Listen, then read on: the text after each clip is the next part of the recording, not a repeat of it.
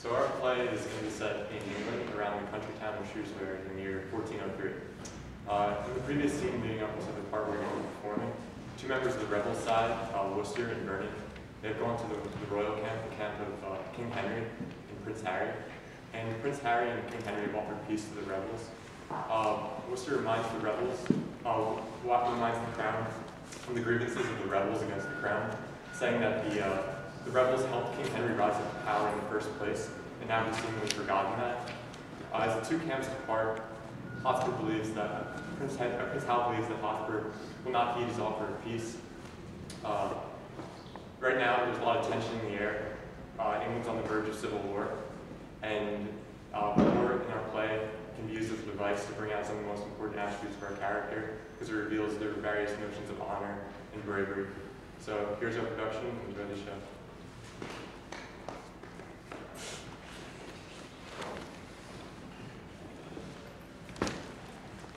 My nephew must not know Sir Richard the liberal and kind offer of the king. Best he did. Then we all went on. It is not possible, it cannot be that the king should keep his word in loving us. He will suspect us still and find a way to punish this offense and other faults. Suspicion all our lives shall be stuck full of eyes, for treason is but trusted like the fox. My nephew's trespass may be well forgotten. He hath the excuse of youth and heat of blood, and an adopted name of privilege, the hair-brained Hotspur, governed by his spleen. All his offenses lie upon my head and on his father's. We did train him on, and his offense being removed, we, as the spring of all, shall pay for all. Therefore, good cousin, let not Harry know in any case the offer of the king. Deliver what you will. I'll say it is so. Your country cousin.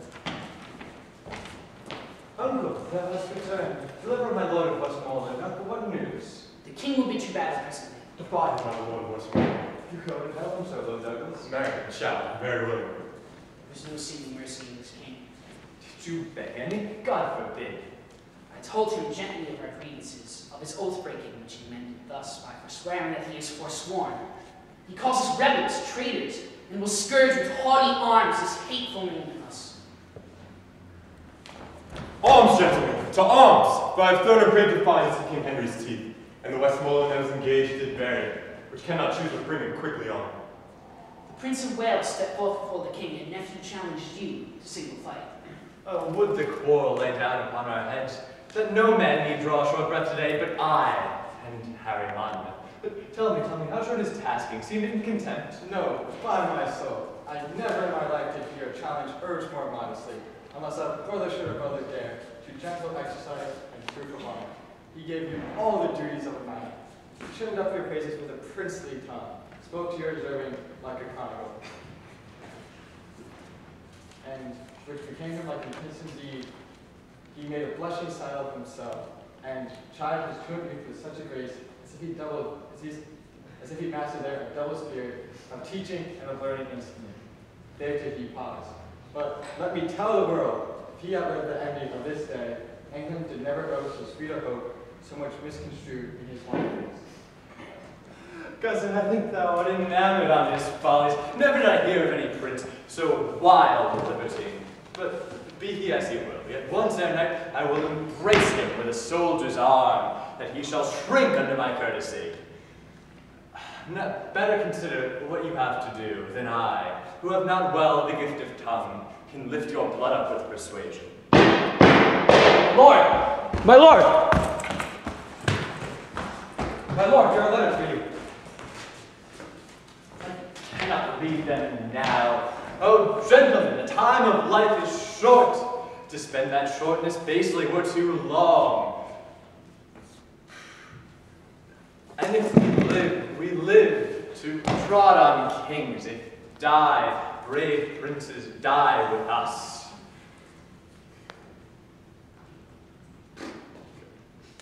My lord, prepare! The king comes on apace!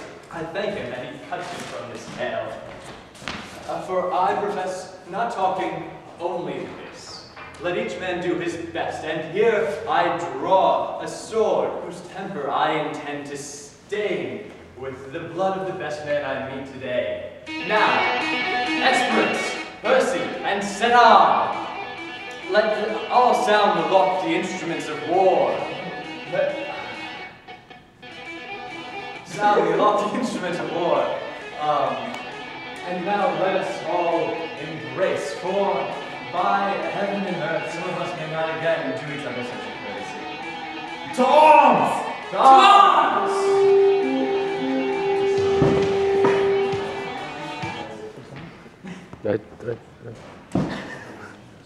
That's not mine.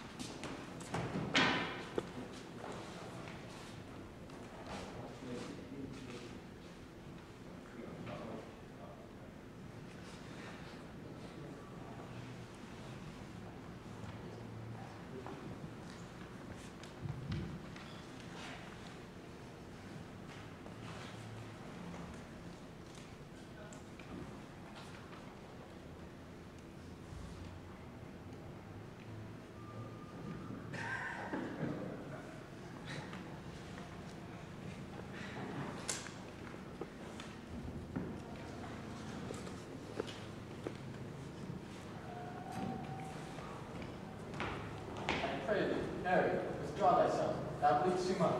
Lord John of Lancaster, go you with him. Not I, my lord, unless I did bleed too. I beseech your majesty, make up, lest your retirement do amaze your friends. I will do so.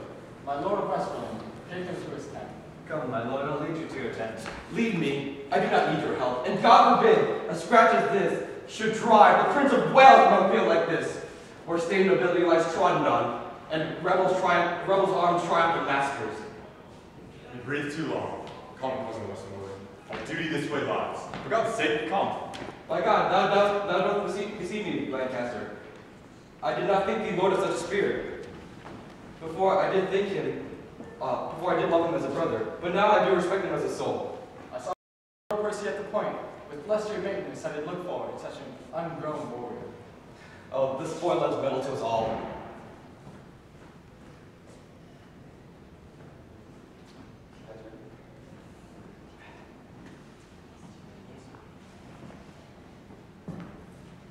Another king?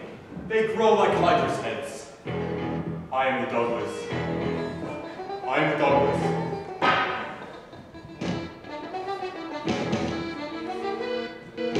I am the Douglas. Billy to all those that wear those colors on them. What art thou who counts this the person of the king?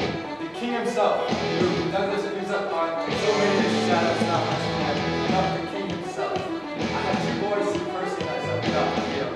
But seeing thou hast fallen on me so luckily, I will assay thee. So defend thyself. I fear thou art another counterfeit. And yet, in faith, thou bearest thee like a king. But mine I am sure thou art, whoever thou be. And thus, I win thee. Hold up your vile head, evil Scot, or thou art like to never hold it up again. I have the spirits of valiant Shirley, Stafford, and Blunt in my arms. It is the Prince of Wales that threatens thee, who never promises, but he means to pay.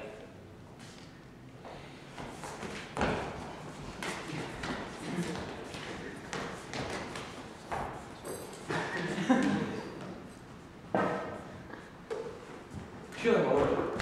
How fares your grace? Sir Nicholas Goffey hath the sucker sent, and Clifton too. All to Clifton straight. Stay hence, breathe a while. Thou hast redeemed thy lost opinions, and shalt make some tender of my life, and this fair rescue thou hast brought to me. By God, they did me too much injury. That said, I hearken for your death. If it were so, I might have let alone the insulting hand of Douglas over you, which would have been as speedy in your end as all the poisonous potions in the world, and saved the treacherous labor of your son. Make up to Clifton, up to Sir Nicholas Gossip.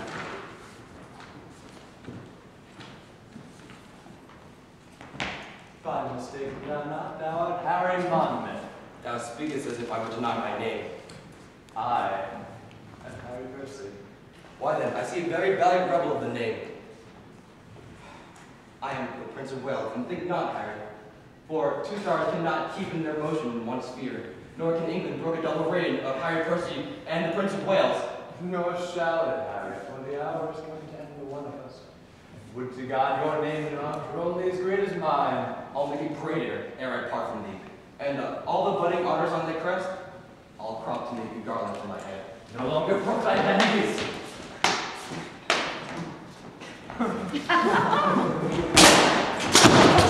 Well said, Hal!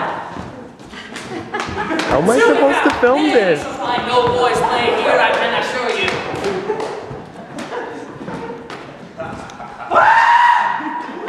What am I supposed to film?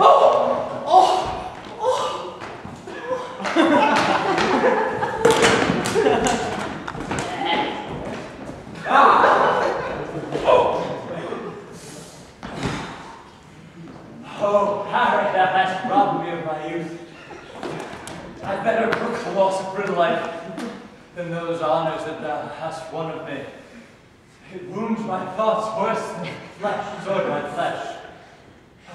But thoughts the slave of life.